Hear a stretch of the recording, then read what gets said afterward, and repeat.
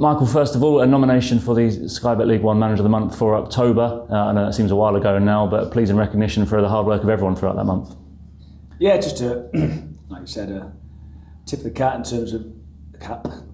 The results have obviously shifted a little bit. It's not something you lose any sleep over whether you win it or whether you don't. I think I know who will win it.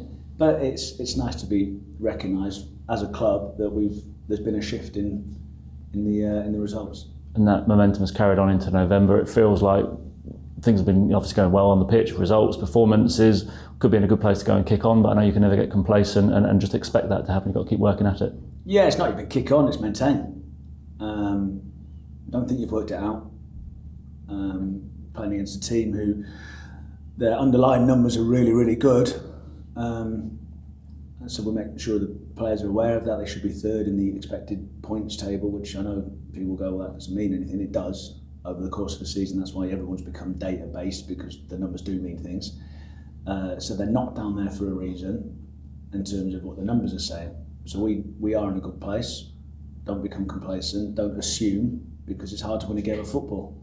You get runs in football as a player or as a club where you get to a point where you wonder where your next win's going to come from. Because you start looking at the league table, you think, well, that's difficult. Well, they're all difficult.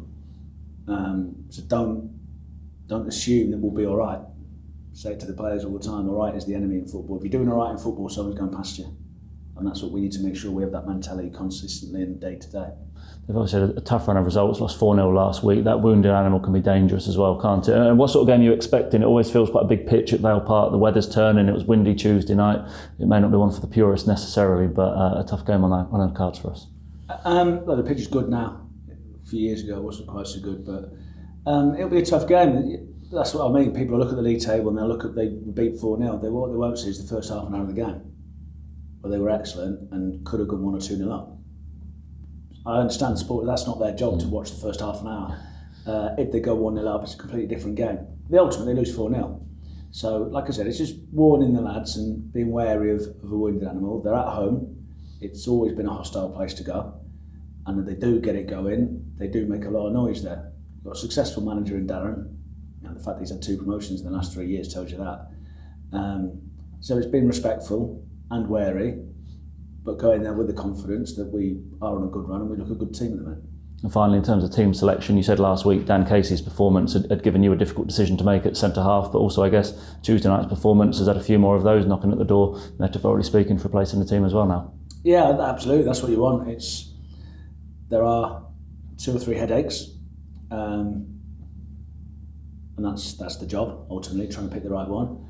But then knowing that you can make changes and knowing you can make changes in game and it's not going to disrupt the flow. That was the thing I was most pleased with from the subs on Saturday and those subs playing on Tuesday. That it looked seamless. It injected a bit of pace and energy and into the team on Saturday, so it didn't disrupt the flow.